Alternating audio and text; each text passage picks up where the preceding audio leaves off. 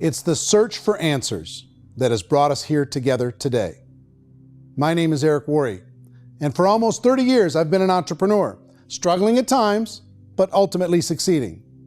As a best-selling author, speaker, and business owner, I've spent my entire career helping millions of people around the world to become entrepreneurs. And I believe strongly that there is, in fact, a better way when it comes to how we make a living. The career landscape has changed dramatically, and many are still working in a model that is completely out of date. What worked for previous generations isn't working as well for people today. In this film, we're going to explore 3 important questions. First, what's really going on in our working world today? Second, in this new economy, is it better to become an entrepreneur, or is it safer to work for someone else? And third, if a person decides to become an entrepreneur and start their own business, how can they do it without taking on massive risk? To help in this journey, I've brought together some of the greatest experts and thought leaders in the field of entrepreneurship to share the real facts with you. My intention is to give you new information that will allow you to make choices that are not limited by an old, outdated model. Let's start by understanding what's going on in our working world today.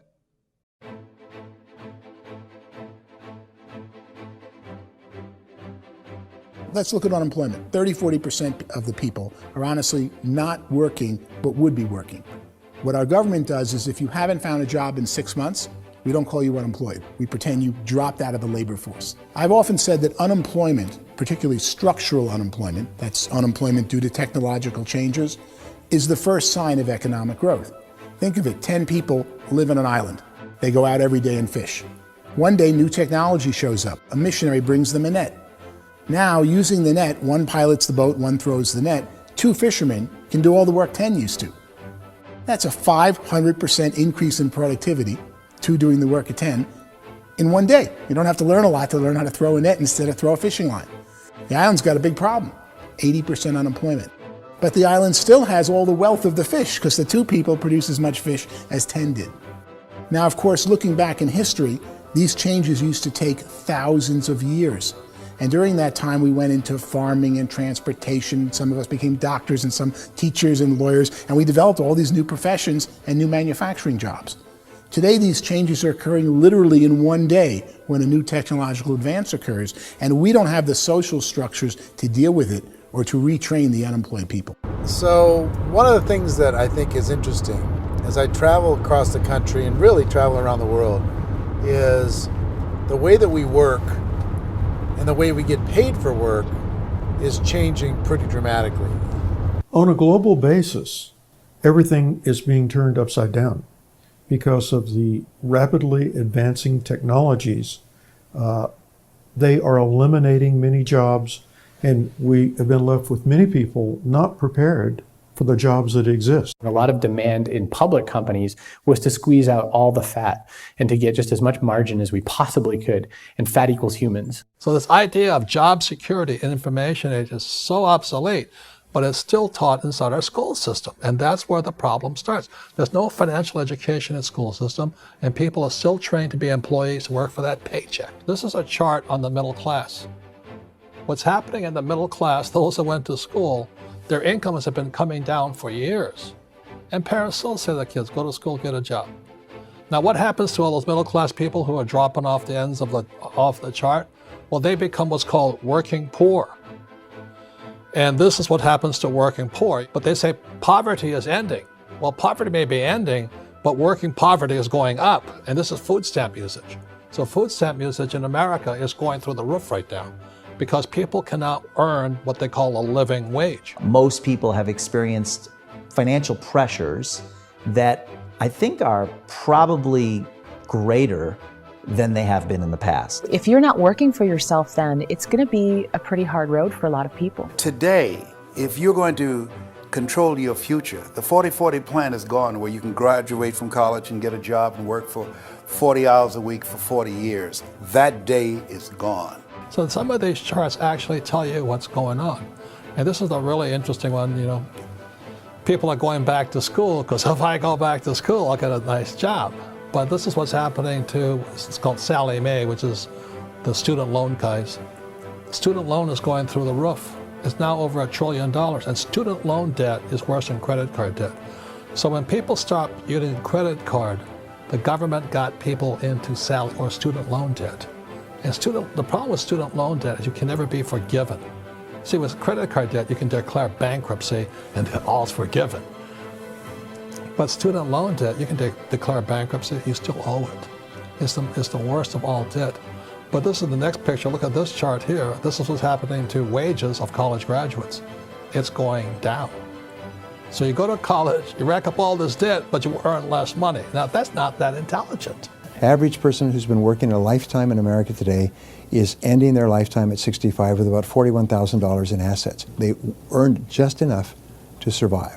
I think in the United States we have something like 17 trillion in debt. That's just the federal government debt. We got another 2 in municipal and in other, let's call it almost 20 trillion government.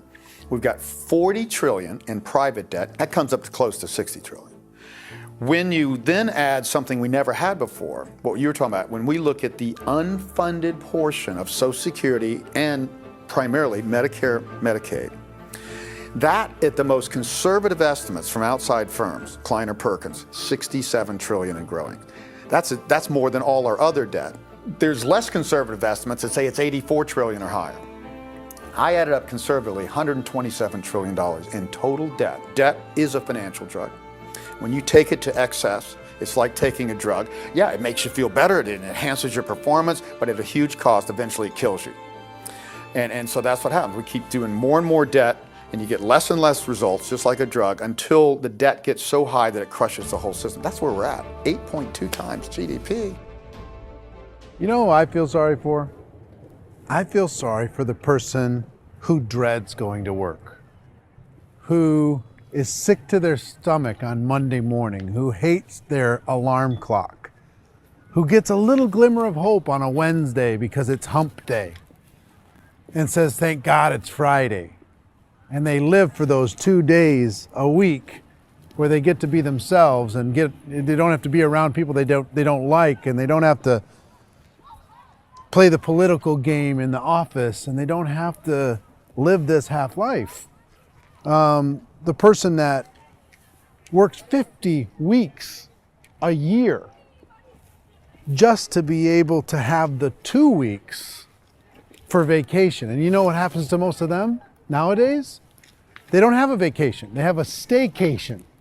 They have time off of work, but they don't get to go where they want to go because they're overextended. They've got all this debt. They got all this situation. They hate their alarm clock. They can't sleep until they're done. They have to spend most of their life in traffic. I feel sorry for that group of people because there's a better way. They just don't know it. I see this really interesting attempt at rugged individuality in a 6x8 rectangle. And I feel like you're all the same, except for the little push pins of the pictures. There's different pictures. Yours is named Jenny and his is named Sujara, but it's the same people. And this is how they are, and they're just like the zombies, and there's no joy in there, there's no fun. There's always like the wacky woman who decorates her cubicle, and that's the most she can do there. You got to give her credits, right? The wacky cubicle woman. The basis for their life is worry. I'm worried, you know, maybe I'll get fired. I'm worried maybe my company will go out of business. I'm worried I can't keep spinning the plates on paying the bills. I'm worried about how do I send my kids to college. I'm worried, what if the transmission of my car breaks? That's, you know, 2 or 3, I can't fix it. People live in a sea of worry, and it eats at them. Those signs that people held up during the Depression didn't say looking for gainful employment in a cubicle. It said looking for work. Work is what we're looking for. Job is just a unit of measurement. Work is what we're going after. It's time to look in the mirror and say, it's not the economy, it's my economy. It's my little world of where I am. I need to improve. I'm not going to wait for the economy to come back, because frankly, the economy is doing great in this country. So I'm here on Wall Street, the financial center of the universe, the financial capital of the world. This is where most people's money goes to at least be held for a time, right? With interest rates in banks being effectively zero, and many experts are predicting it's going to stay at zero for the next 10, 20, even 30 years, people feel like they don't have any choice but to put their future into equities, to put their future into the hands of other people on this stock market, and hope that the stock market goes up, hope that the stocks that their advisors pick or that they pick goes up. That's one way to go, I guess. It's my personal belief that if you put your future into the hands of yourself, in other words, you have earning power by yourself, I think you're a better investment than these guys. I think you controlling your future is a better option than handing over your retirement to these guys. The average household income in the United States is approximately $50,000 a year, what they call the middle class. To reach the top 25% of income earners, you'd need to earn at least $90,000 a year. To reach the top 10% would be a household income of $140,000, the top 5%, $190,000, and to be in the top 1%, you'd need a combined household income of at least $380,000 a year. So here's the question. What do you think would give you the best chance to move up and get to the top 10%, the top 5%, the top 1% or beyond? In my opinion, and in the opinion of many, many experts, the answer is to become an entrepreneur, to become your own boss. I think you have to be a business owner. I can't, the only time I ever say to someone it'd be great to be an employee is when they've already told me they've surrendered. I only tell people who are wounded spiritually that they should be an employee. And it's that feeling that you get when you pick up the backpack off the little Cub Scout and say, "Don't worry, little guy, we'll get you back to the camp." You know, it is in no way a kindness when I tell someone they'd be a great employee. The other status symbol really increasingly is lifestyle. I mean, people can own their own business, maybe even work out of their house. That, I tell you, people admire that. Like, gosh, I wish I could do that. The spirit of the entrepreneur is to be a risk taker and to be resourceful and unstoppable and to have a vision of yourself beyond where you are and not willing to settle for life as it is. Think about the great entrepreneurs. They're visionary. They have heart. They're willing to do today what others won't so they can do tomorrow what others can't. Personally, I don't think of the new economy, the old economy. I create my own economy. The entrepreneur's in control. I decide what the economy is going to be like. In the world of entrepreneurship, there are no limits. You can make as much as you want, depending on how much you want to work and how smart you are and how great a team you put together. There's no more lifetime rewarding business than being an entrepreneur.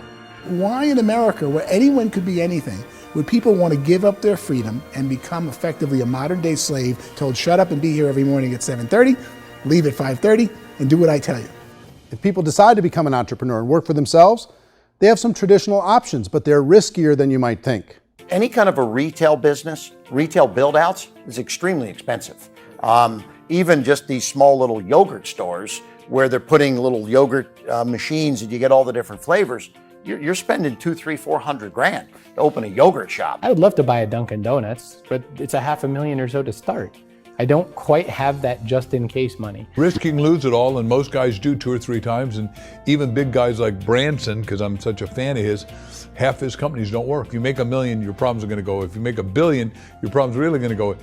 Just the opposite. You and I know when you're making $1 million, you get $1 million responsibilities. You make $1 billion, you got 1,000 times $1 million responsibilities. And most people say, I'd love to be my own boss. 70% of Americans would love to be their own boss, according to recent polls.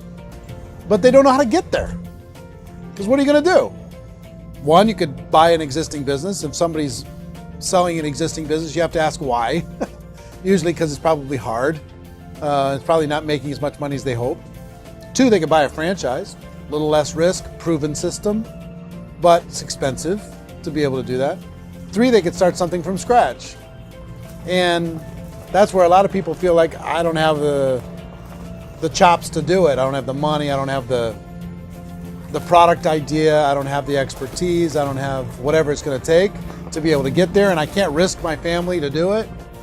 So, 4th, they could become an investor. A lot of people in this town invest to try and figure out a way, but you got to be pretty smart with that game too, right? Venture capitalists, who are the very best and most sophisticated in investing in new breakthrough businesses, make it on 1 out of 11. That means 10 out of 11 are mediocre or fail. Most of them fail. That's the risk there. An angel investor is lucky to get 1 out of 15 or 20. A business is a team sport.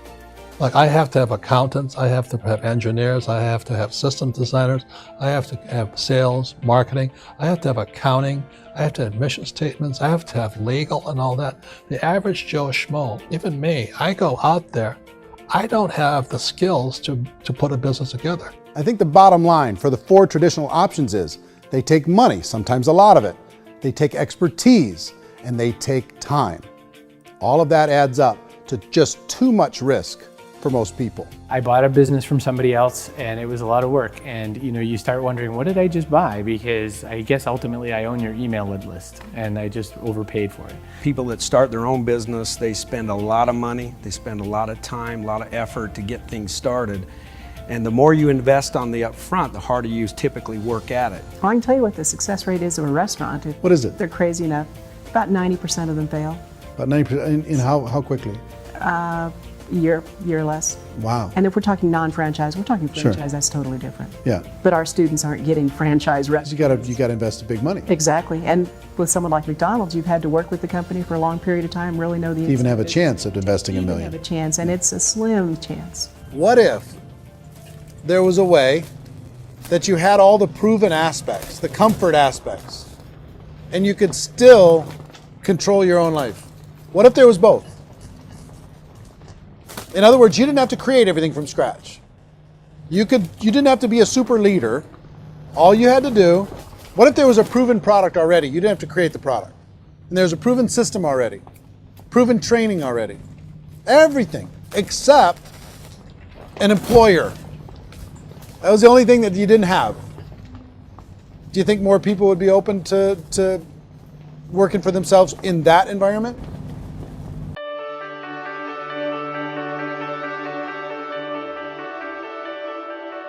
In our search for a better way to make a living, we've come to the conclusion that becoming an entrepreneur is actually safer than being an employee.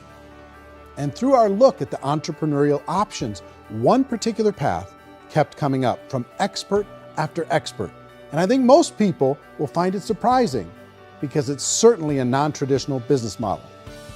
That model is for people to start their own business and become an entrepreneur through the creation of a network marketing business.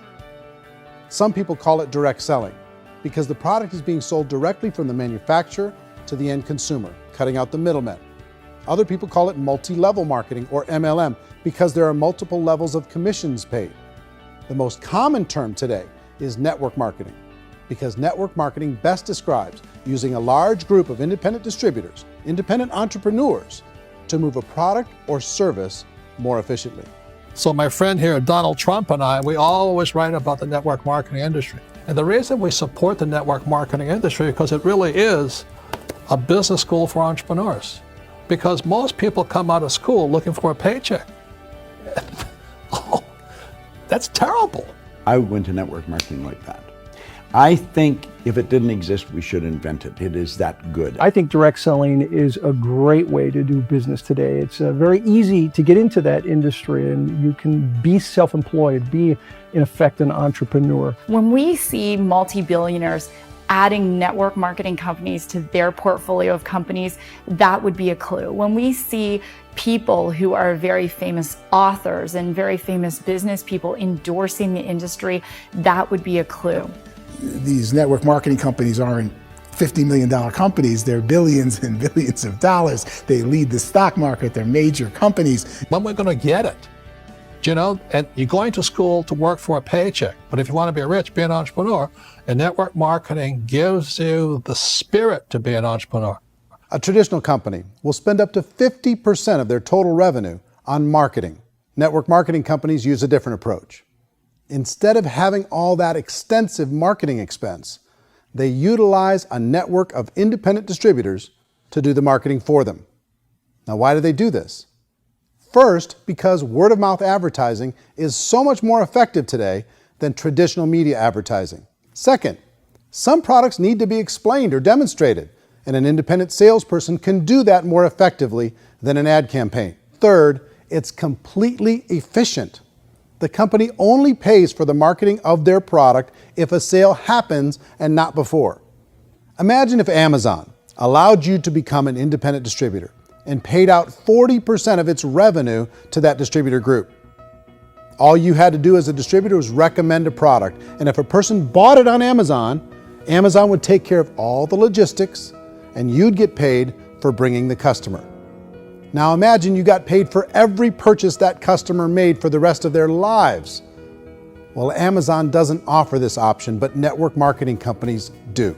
85% of all buying decisions in our society are made as a result of word of mouth or reputation. We're recommending things to each other all the time. You know, who's your dentist? Who's your doctor? Who's your lawyer? What detergent, are you using? What legal system are you using? What product are you using? We're talking to each other about the things that we love anyway. When you go into a big box retailer, you're lucky if the clerk looks you in the eye, much less gives you any detailed or accurate information about what you're purchasing. So of course, this personal information, this education coming from a friend, a neighbor, a relative, or even a stranger, but one who has experience with the product is extraordinarily valuable. As a matter of fact, network marketing can educate consumers probably better than any other form of marketing. It certainly can do better than advertising, because advertising usually has a certain hype to it and you can only get limited information. So, network marketing trumps advertising. If you were a typical sales company and you wanted to sell $1 million a month worth of product, you might go find 100 superstar salespeople. The quota would be $10,000 a month. So network marketing as a distribution system just flips the numbers. So we use 10,000 happy, raving fans of a particular product, and we don't concern ourselves so much with how much product each one of them individually sells. If they sell just $100 or $200 a month, and there's 10,000 of them, you're selling $1 million to $2 million a month worth of product. And that's the best way I can explain how network marketing works. This is the marketing arm of the company. There's not money being wasted on bricks and mortar. There's not money being wasted on inventory that's sitting stagnant somewhere. There's not of employees standing around that don't have customers. These are people that are going to connect with customers. These companies allow people to become independent distributors for extremely low cost and with no minimum time or sales quota. Essentially, they own their own business and can provide as much or as little sales as they choose. In other words, the distributor gets all the benefits of traditional business ownership without the risk. The advantage of network marketing is the ease of entry, the low risk, and the low startup cost, because almost everything else has very high risk. You can get in for a minimal investment. You're buying into a system that's already been proven, products or services that have been proven to work. The keys to network marketing is providing an opportunity for the masses to get involved, providing an opportunity for the average person who doesn't have the resources to start their own business. All of this so far is fairly straightforward, but network marketing offers another benefit, and it's this benefit that makes it so interesting for entrepreneurs. Network marketing allows a distributor to build their own network of other distributors and then compensates them on the sales created by that entire group. Direct selling is, at its base, very simple. It's the sale of a product or service to an individual on a face-to-face, one-on-one basis, just the way we're talking right now. But there's an important element as well, and that's the offering in conjunction with that sale of product, the offering of an opportunity for someone to make something of themselves. No matter what your social status is, no matter what language that you speak, I mean, look how many unbelievable people are becoming successful that speak every kind of language out there. What an awesome gift to give the world. Instead of having to work your way up in a system and prove that you could be a sales manager, they just decided everybody can be a sales manager. Everybody gets to build a sales team from day one. And so what that brought into the system of growth as a direct selling company is the concept of compounding or geometric progression. Because now you can actually grow a sales force very quickly because everybody is enrolling people in their own sales force. People who are like, oh, this is weird, I'm building a sales team, or what do you think you do at a regular company? How do you think a regular company works? Network marketing is the only industry that doesn't say your past determines your future. It looks at your past and says, okay, now what can we train you to do so you can have a great future? Every other employer out there wants to exploit you for what you already know, not teach you something new. Network marketing has the potential to save the United States and the world because it's going to teach people not to be employees, but to be entrepreneurs.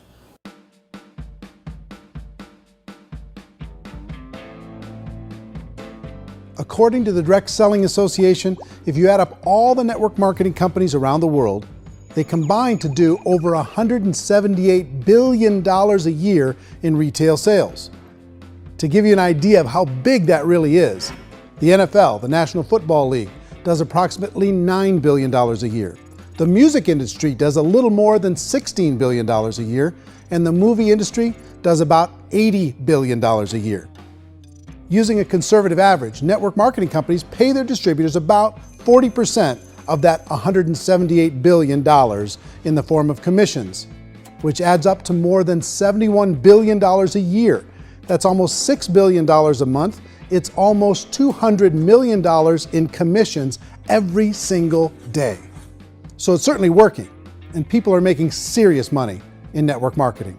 With the growth of the direct selling industry over the last 10, 15, 20 years, we've seen a broader understanding of the channel. We have seen more and more people getting involved in the business, so our penetration in the marketplace has increased, and thus the understanding in the marketplace of who we are has increased. And we've seen non-direct selling companies look at the direct selling model and say, something's going on there. People are making money, companies are being profitable, individuals are being motivated, product is being delivered to market. Maybe we should explore this. Some people think only the people at the top make money. Well, let's take a look at that as well. In the network marketing profession, there are roughly 500 people in the world who earn over $1 million a year. If you round that number up to $2 million a year, that adds up to about $1 billion a year. That takes the $71 billion paid out each year down to $70 billion. So where does the rest of the money go? The vast majority goes to part-time people making anywhere from a few $100s a month to many thousands of dollars a month. It goes to people who choose to make it a full-time career move and earning even more than that. Every day, people are using the money they earn through network marketing to pay off debt, have more fun, and improve the quality of their lives. Everyone I know in network marketing has been doing that since the 50s.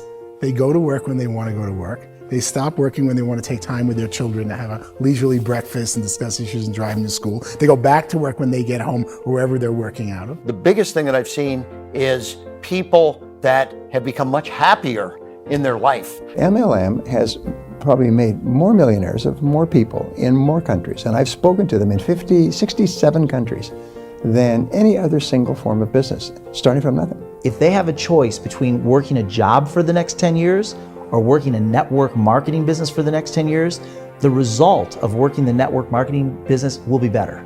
A lot of people within the industry go on and make this a career and do extremely well at it. Network marketing has been nothing but good for everyone I know that's been involved with it because they did it seriously and they played full out and they've been very successful. It's been a constant barrage of success stories and people showing off stuff that they got as a result of it. How many people are involved? Approximately 16 million Americans and 96 million people around the world are currently participating in network marketing. And in a recent poll, 82% of those people report a good, very good, or excellent experience with network marketing. So people are happy.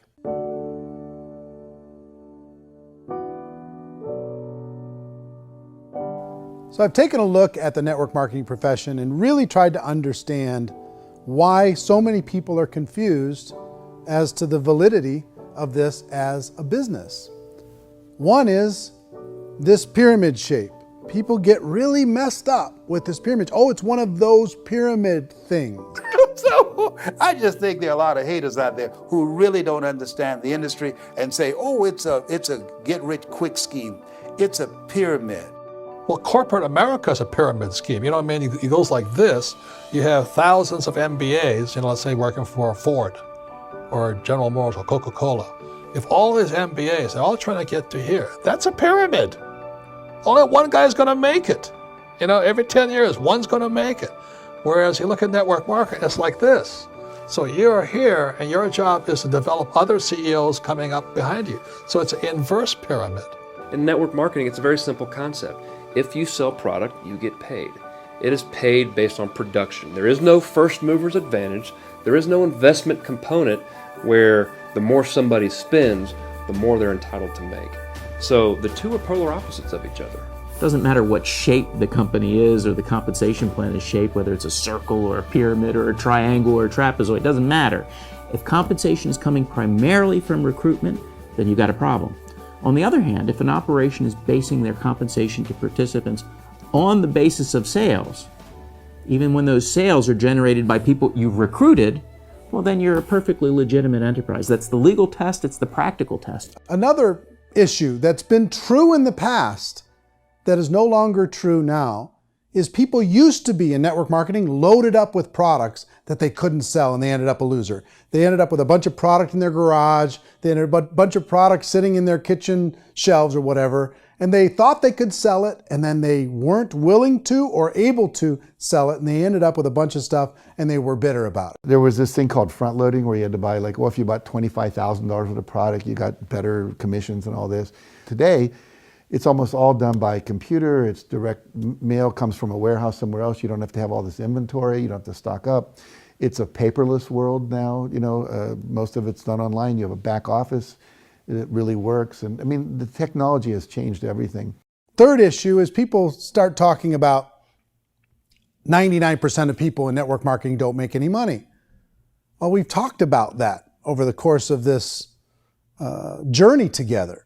Almost $200 million a day is being paid out to network marketing distributors around the world. The naysayers, the people who say that it doesn't work, are usually the ones who just don't know how to make it work for themselves. And so they're giving you an opinion, and I tell people, don't confuse people's opinions with expertise, because opinions are free. And don't confuse sincerity with the truth, because people could be sincerely wrong. But here's the reality inside of network marketing. The vast majority of people that get involved in network marketing just become customers, and they get involved to be able to purchase product at a lower price. If you take Costco as an example, if a person goes into Costco and gets a membership to Costco so they can get a lower price on the product, we don't call that person a loser because they have a bunch of product that they walked out with a smile on their face. Yet when some people want to take a look at network marketing, they say, well, those people, they're just using the product and they aren't earning an income, so they must be a loser. They're not a loser, they're a happy customer. That's the vast majority of people that are involved in network marketing. Now, a smaller percentage of those people decide to go build a business. They earn $300 a month, $500 a month, $1,000, $2,000. That's the bulk of earnings in network marketing. And then there's the few that really decide to take it serious, really decide to build a large network, really work to make that network very, very productive. And those people make huge amounts of money, and there's no cap. What I do as an outside economist, just somebody looking at this industry like any other industry I speak in, and say, look, what's the realities of this? 1% do incredibly well. 10% generate some additional income at pretty low risk and effort. That's not, and 90% of people roughly end up customers. One thing that I think is real when it comes to people's perceptions about network marketing is people put this, and distributors, I think, involved in network marketing have some responsibility for this. They have sometimes unrealistic claims about the product or about the income. Most people who become distributors, they want the money, they want to be successful, but they don't have the skills. They don't know what to do. And when people don't know what to do and they're in a new business, they're scared. And when they're scared, they panic and desperation kind of sets in. So they think everyone they talk to has to get in. So if I talk to you and you say, well, no, I don't have time to do that, they're like, no, I need you. You have to do this or I won't be successful. So I start clawing on you. I start that desperation. So then I start making claims about the product, which are not appropriate, probably not even true. Or I start saying, oh, let me show you how you can make all this money and you don't have to do anything, Eric. And so you just totally misrepresent the opportunity, and you're clingy with people because you think you need everybody to be successful. and you don't. You know, one of the messages that I try to deliver most forcefully to companies as well as salespeople in direct selling is that you don't have to overpromise. The reality is in network marketing, there's a lot of hard work involved. There's a lot of effort. You're going to have to develop yourself. It's a business like anything else. It's going to take some time, but in my opinion, it's better.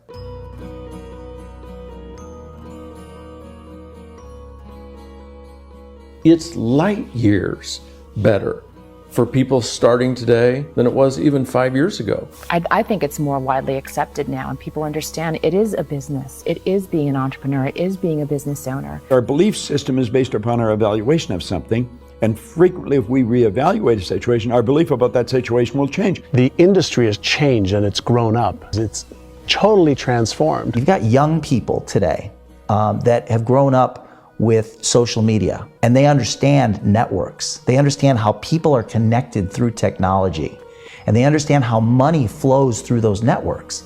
So when they see network marketing, they don't see it the way their parents saw it. And we've all learned, the larger industry that you represent, has all learned from those mistakes and flaws and errors that have happened early on. Early algorithms didn't work the right way.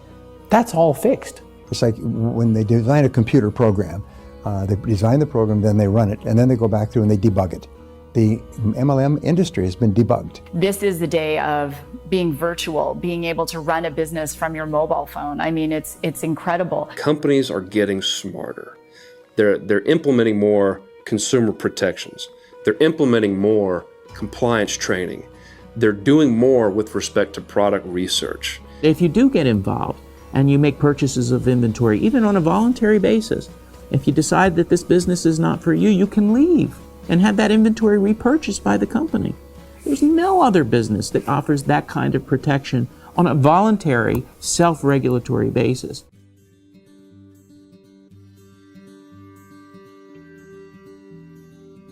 If you decide to look further into a network marketing business in order to generate more cash flow for your family, I would recommend reviewing the following 4 elements.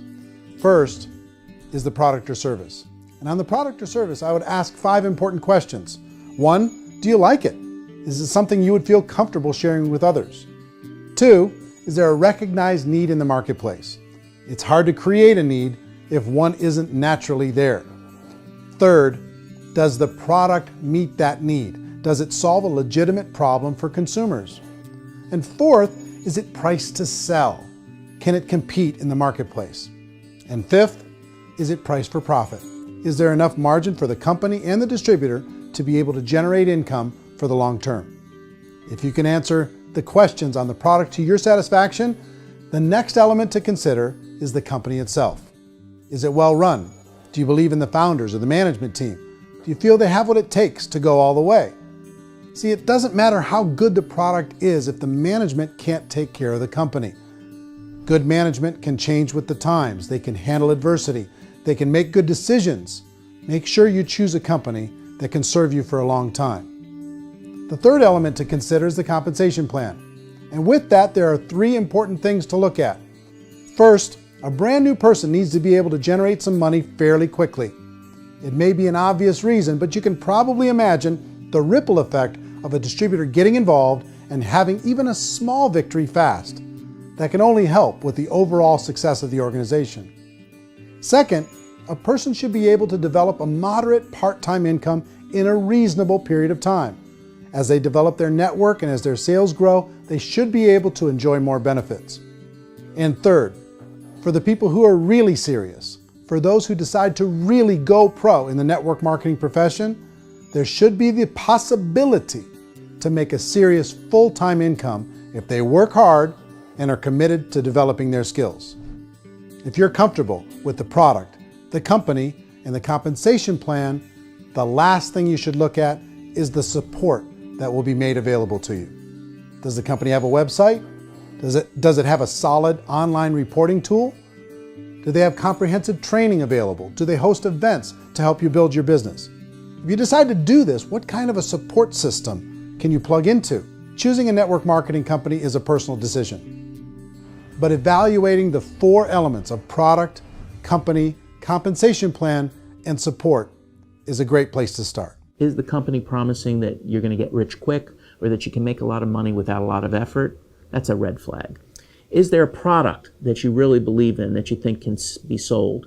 Or are you being told by salespeople or the person who's trying to recruit you or by the company itself that don't worry about the product, all you have to do is recruit other people into the business? Red flag, warning sign. If you're hearing that, take a second or even a third look. Get to know the customers, the products, the business, have some success, and see where the opportunities might take you to move up in the organization. You want to find out, how concerned are they about my education, my training, and my development? Is there a space for me to grow? Most important question. Learn everything that you can about the product. Make sure it's something that you believe in, and learn everything you can about the industry and work that system. You have to be very passionate about whatever that company is doing. I would get involved. You can always test drive anything, the product, the service, the community, and then lean into it a bit. If it feels good, then lean into it a lot. Behind me is the Lincoln Memorial. And this is a place where Martin Luther King Jr. had his famous "I Have a Dream" speech. And at that speech, he talked about his dream for equality for everyone around the world, and that's a noble dream. But I think more people need to remember what it was like when they were kids and the dream was still alive in them, before it got beaten out of them by reality, by this paycheck, by these responsibilities, and by having to live for this job to pay the bills. I think people need to remember that, go back to that. Once they know that there's a better way, I think their future is going to be much brighter. They can live a better life.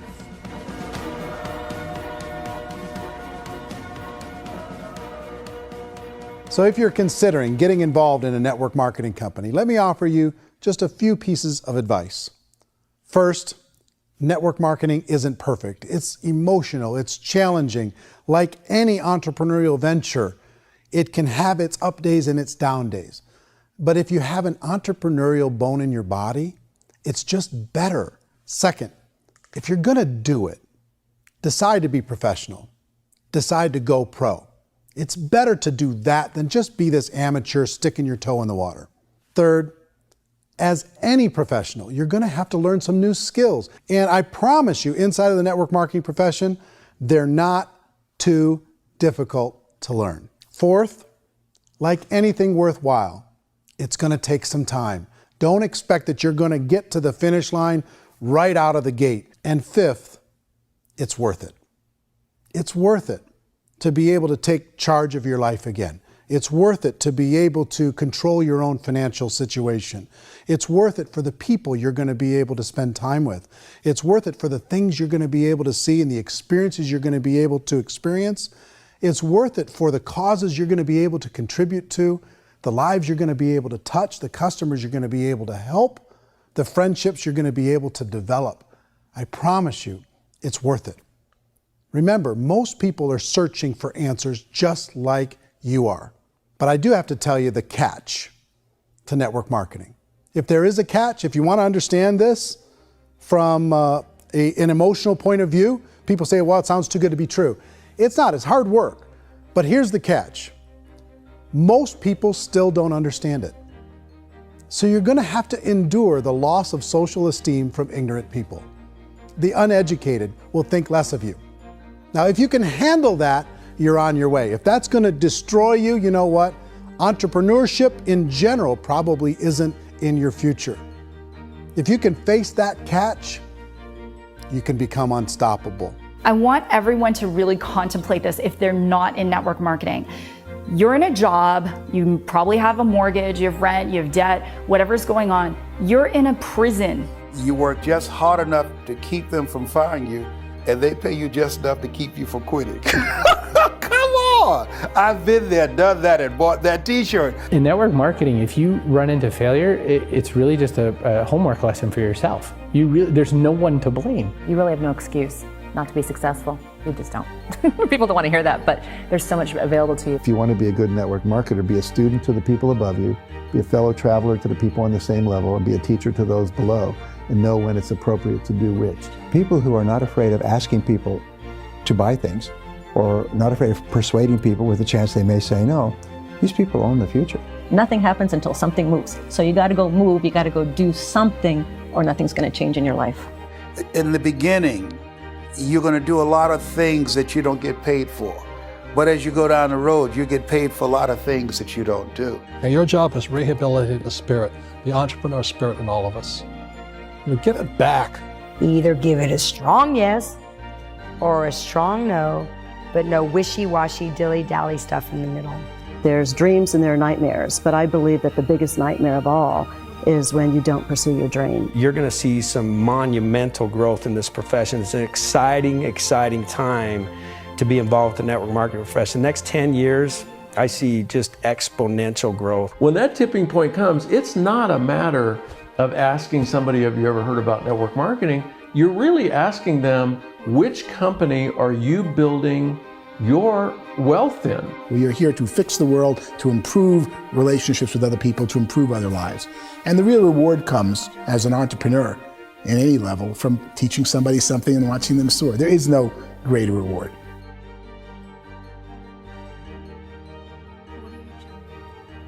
Life's too short to spend it living someone else's dream instead of your own. It's too short to spend it living at a fraction of your potential. Can being an entrepreneur be a challenge at times? Sure. But here's what you get in exchange. It can be yours. Something that you built, something that you created, something that you made happen. This balloon represents your dream. It represents entrepreneurship. My wish for all of you is that you would reach out and grab it. The choice is up to you.